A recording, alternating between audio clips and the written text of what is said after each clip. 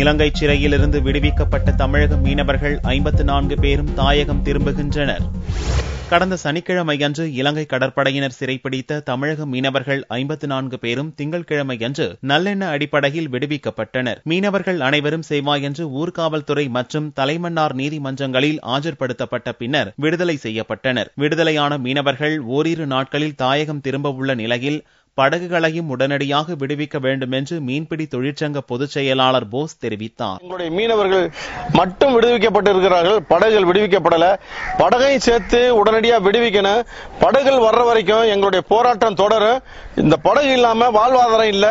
அதனால படகை விடுவிக்கிறதுக்கு உண்டான நடவடிக்கை பண்ணணும். அரசு துரிதமான நடவடிக்கை எடுத்து படகையும் மீனவரையும் சேர்த்து விடுவிக்கிறதுக்கு உண்டான நடவடிக்கை பண்ணணும். தற்போது ராமேஸ்வரத்தில் நடந்து வரும் வேலை நிறுத்தம் பேச்சுவார்த்தையில் எடுக்கப்படும் முடிவுக்கு பின்னர் திரும்ப பெறப்படும் என்று மீனவர்கள் தெரிவித்துள்ளனர்.